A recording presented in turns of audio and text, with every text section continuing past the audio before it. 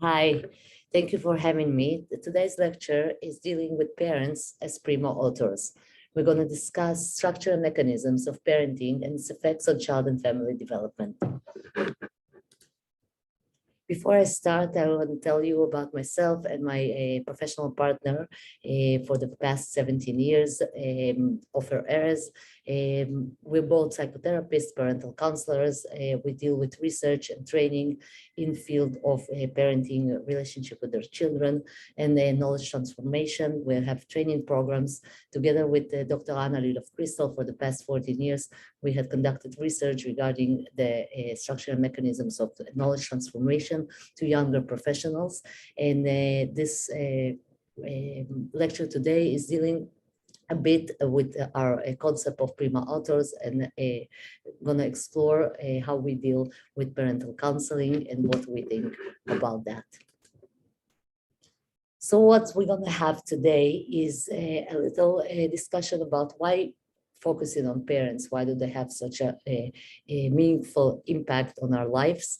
We're going to discuss the debate of nature versus nurture and how we see this, and salute a kind of way how we find a solution for this never-ending debate. We're going to talk about parenting impact upon offsprings and eventually come to the concept of parents as prima authors, which symbolize the way we approach parenting counseling in research, training, and in our practice. So why focusing on parents? Well, first of all, parents are mostly important because they're primary caretakers and figures of influence in our lives, because family concerns are an outcomes of an interactions. I think that when family comes to therapy with their children or some challenge they're facing in their lives with a relationship with their children or some difficulties children have, we see many times and in my experience all the time that most of the problems are actually an outcome of the interaction that the parent has with a certain child or between themselves. In reaching out approach, in which Ofer was the primary teacher of it, and I actually learned my practical work from him, included always work with parents as a part of the therapeutic process with child or adolescent. When I started my practice 17 years ago, I worked mainly with children and adolescents. I was specializing with anxieties and OCD disorders and other psychopathologies and difficulties of children and adolescents. And when I came to approach the child in therapy, I saw that even if change actually happens, and it happens most of the time, the change won't sustain unless the parents undergo some transformation or process themselves, because they're the primary caretakers, and the child, even if he's in a very good relationship with the therapist, he still needs the parental influence. And if the parental influence remains the same, the change won't sustain. Moreover, I saw that if I work solely with children and adolescents and the parents did not change and did not go through any process of development themselves, what happened in many cases is the actually distance and between children and parents become something that I didn't want to take responsibility over, because I believe that parents always should remain the main figures of influence and not the therapist. So I started involving parents in the therapeutic process with the child. So I met the child once a week and then met the parents at the same week and started working with them simultaneously. When I saw that very fast, when parents started to get some insight and transformation and the behavior change, then children did not need much therapy anymore. They actually behaved differently, and the outcome was very present once the parents made the change. So I actually concluded that when parents undergo transformation as part of the process, the children quickly respond to the transformation. And that's how I became to explore this ways of how parents impacting children's behavior and well-being. The question of nature versus nurture is very relevant in this discussion. It's a never-ending question, of course. And it's very relevant in order to continue this discussion, because in our approach, we look at nature and nurture as a way to gain control and responsibility of what happens in our lives. So if the parents' approach is that everything is nature, so there's nothing they can do about, so there's no need to do any changes or go to any process of development. If parents believe and assume that nurture has a lot to do with an outcome, so it's their responsibility to change things in their approach in life, in their way they behave, then the change in child can occur. It becomes very, very meaningful. So is it nature or nurture?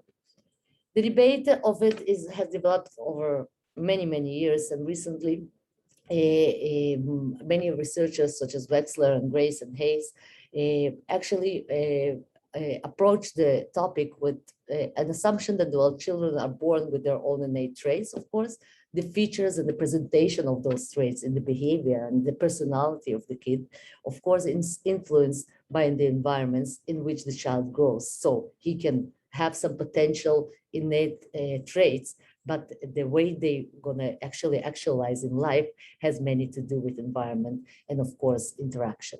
We agree it is more precise to actually approach the developing child in terms of nature and nurture rather than nature versus nurture, and stop involving ourselves in a conflict and actually integrate both ideas together. So the child has his innate traits, so we're very different from one another. We have different temperament. We're born different in many, many ways, but a lot has to do with education, rearing, and relationship with parents, of course. According to other researchers, the influence of environmental context is crucial, of course, as well. We also believe that no matter how what we found and what research will show us and present us, and it's always developing, of course, regarding the influence of genes and genetics, and the experts in genetics actually have many, many developments, a lot of developments and actually innovative approaches these days regarding the way the genes represent themselves and what happens in the process of gene transformation. We know that we cannot do much as mental health professionals or educators or teachers, a lot to do about it to change it. So we cannot change the gene upbringing, but we can do a lot with what happens with it, of course. It's well acknowledged that parents influence their children's development in several domains and many, many domains, but we still don't know how those mechanisms, the way they influence, how they work and shape is still a mystery. So we don't know a lot of how things happen and influence. We do know the influence is there and it's very well representing itself.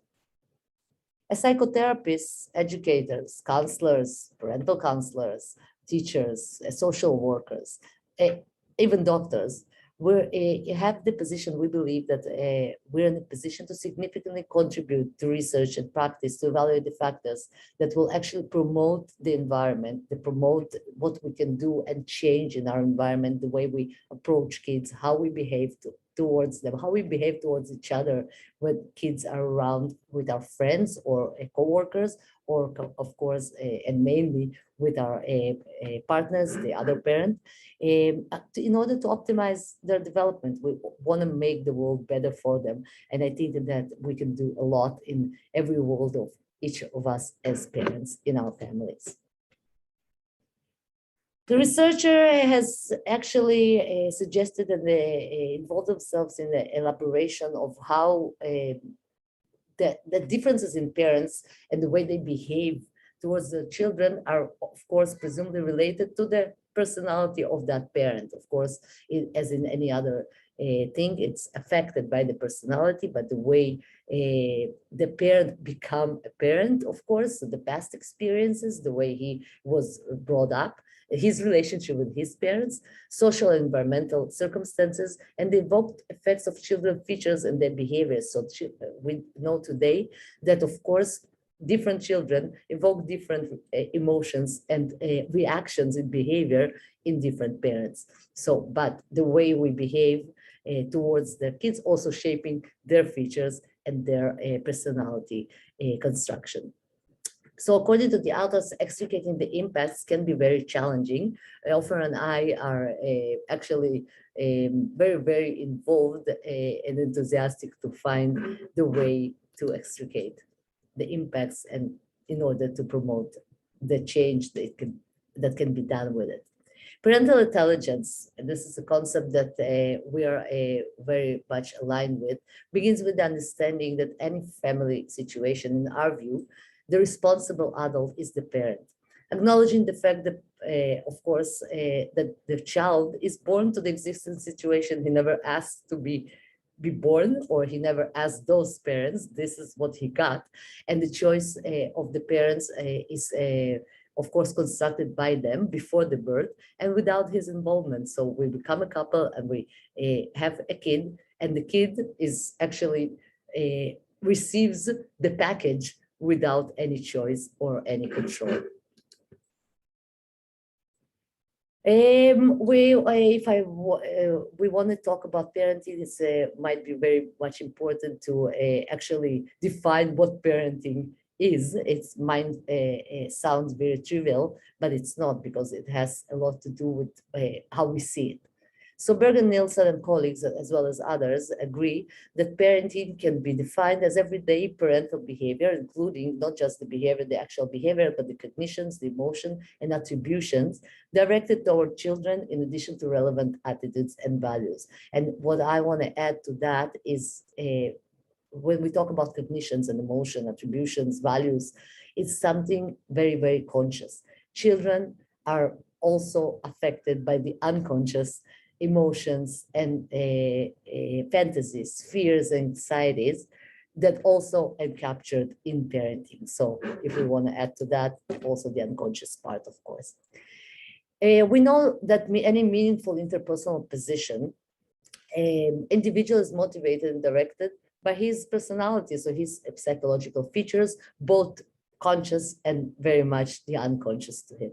Parenthood, of course, being one of the most complex and most meaningful interpersonal roles for a person, encapsulates very the same. So we might think sometimes that parenting is motivated by different things than personality of a person, because we want to see ourselves as being motivated for the best of the child, but the best of the child is a perception that we perceive in a way we perceive other things. So who we are will influence how we perceive the best of the child, the benefit of the child as well. And it's not something that we can separate from who we are. So once we become parents, we still, first of all, before we're parents, we're individuals, and we're not actually can null the individuality in that interaction. Or while we become parents, our individuality comes up front more than any other interpersonal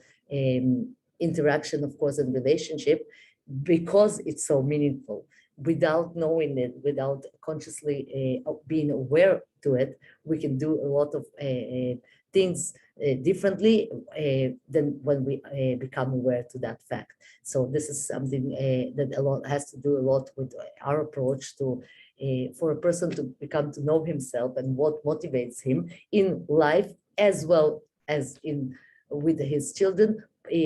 Mostly those are things are unconscious before he comes to the parental counseling session. So this notion is also supported by researchers such as Belsky, who discuss the influence of parental psychological characteristics about regarding the way parents manage your children. So it's not just us. But before we parents have the pregnancy and we have the first interaction with our baby, as transitional space, it's important to consider the pregnancy and the process of transition to parenthood as influencing factors to both parents and child development. So the way we experience pregnancy and the way we experience the first parenthood, first months or first days even, going to influence the way we develop as parents and the way the child will develop within the interaction with us. So other researchers also, such as Dave Johnson, Ingram, many others as well, that we could not bring everybody here in this lecture because of the time limit, refer to pregnancy and the transition to parenthood as a crucial developmental period with important consequences for parents, for the infant-parent relationship, and the development of the infant. So we always influence both personally and interpersonally, and it have an impact to the person we are actually raising. Oakley and Mercer, before that, even mentioned that women report great challenges, challenges in their lifestyle. So everything changes, their routines.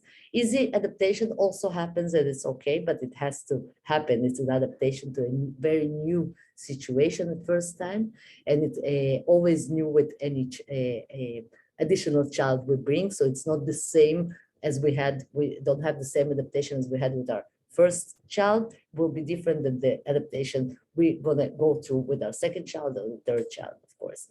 And uniform, this adaptation is challenging, and it's not limited to any frame of time. So it has influence throughout the whole development.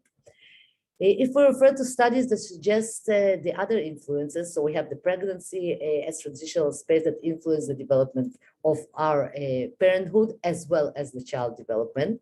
We also have other influences such as marital conflict, ineffective parenting, also risking the child development, even if in a way that we know that a lot of children develop aggressive behavior as a result of being raised and developed in a marital conflict.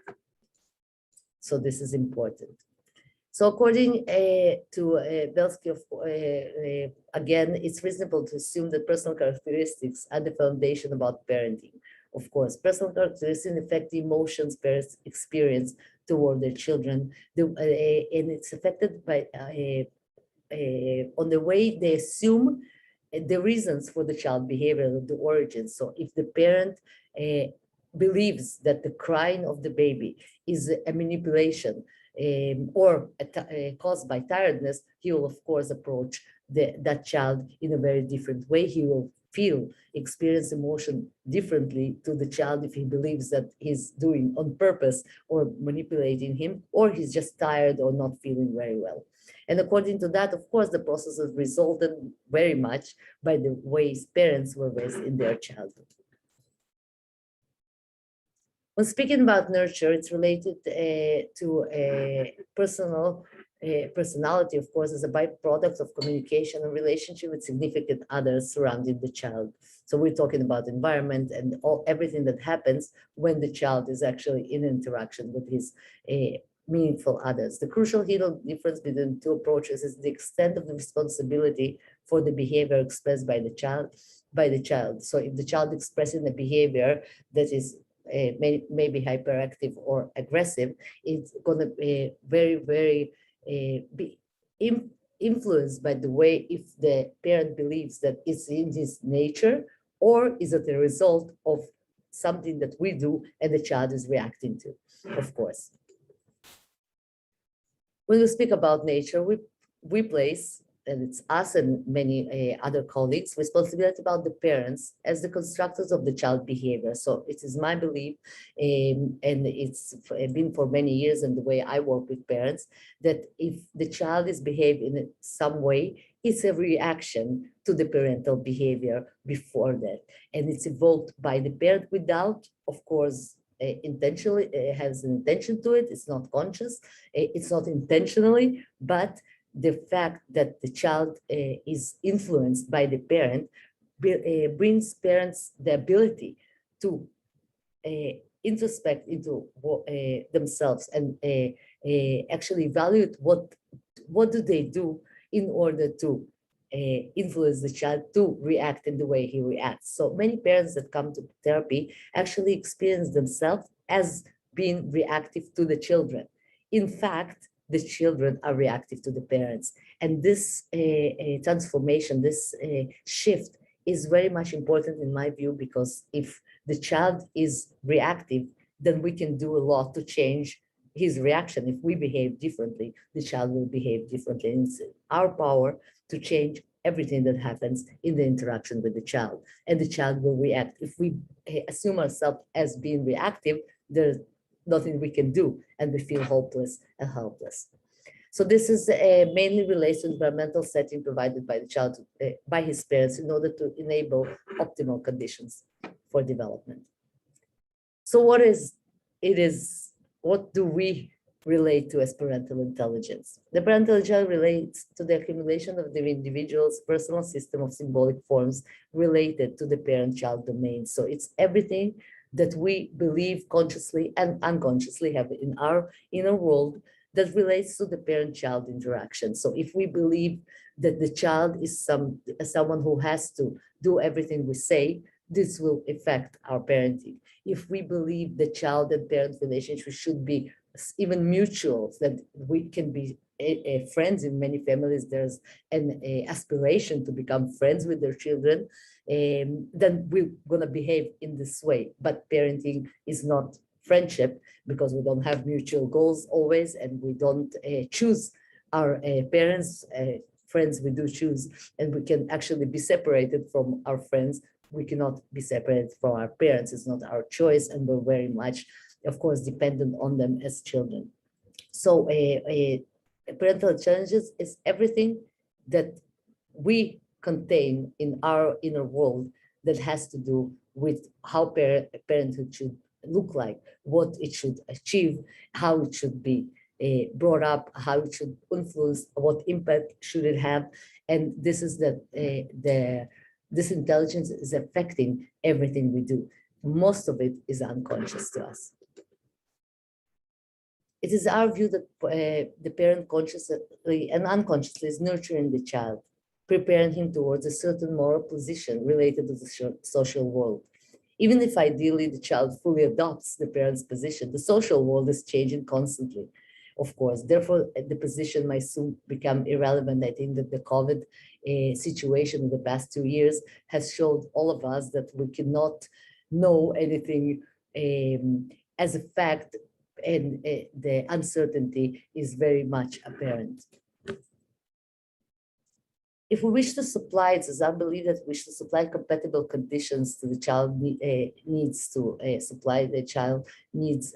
We should shift the focus from our parenting aspiration, which construct our attitudes and behaviors toward the child's specific individual needs. So today, most of the parents that we meet in a clinic that come to parental counseling that actually dealing with challenges with their children is mostly parents that we see that are motivated by what they want for their children, what they want for their children to become, and not and most are neglecting the child's real needs because they don't look at the child, but rather than at the fantasy they have regarding that same child. And when this fantasy is not represent itself in the child, the parents become frustrated, and he looks what is wrong with that child. And there's nothing wrong with the child. This is not the fantasy. The child is an individual. He has specific needs. He's a different person than what we see in fantasy or want to see according to our anxieties and other aspirations. The shift will force the parent to engage in a constant internal awareness with regard to the notion he's always driven by his psychic needs and fantasies. This is normal. This is, of course, a very very human state of mind, which although unconscious might nevertheless be crucial in guiding his decision-making process. So I think that once the parent acknowledging that he's driven by his inner world, he will be able to gain the possibility to act differently and have a choice. We therefore suggest to shift towards conscious parenting in terms of actions and reactions towards the children based on a decision-making process of choosing the action and reaction which promotes the best possible way the development of the child with his specific characteristics. So once we acknowledge that we're driven by our unconscious needs and fantasies, we may be able finally to choose not to be automatically driven by it, but consciously make a choice what will be best for our children and not what we think before that, that we know everything and we know what the child needs, when we sometimes neglect to actually analyze and see whether this child is actually needs what we think he needs, or maybe we're just inflicting our needs upon him. That happens in many cases. So in many cases, the behavior that will then be chosen will be inherently different from the instinctive one we would apply without the conscious parenting introspection. Therefore, although we're tempted to search for out-of-home influences, we'll often find that those are also mediated and moderated by the parents. We acknowledge by that, they acknowledge our initial concept of prima authors. For in our view, the parents are the soul and have the the actually credibility and the authorship upon how the family dynamics will look, how the child will feel around them in the interaction with them. So if we take the responsibility, we take the authorship upon our parenting in every way possible. So it's in our we're going to reevaluate our assumptions, our fantasies, what we thought we knew and what we don't know, and we maybe ask for help in order to promote the life of all of us in the family, of course. So if that we know that family dynamics are actually influenced not just by the way the child feels, but also by the way parents feel, and everybody has to have their well-being under control and under introspection in order to promote and develop in the best possible way. So this is us, this is a little bit, and it's only a small portion of our concept of parents as prima authors. The concept is going to be published soon as a book chapter, and once published, I'll be happy to send a copy to everybody who will ask. I'm here to answer any questions to any viewers that might have. Thank you for hearing me, and I hope you enjoyed the lecture. Thank you very much. Bye-bye.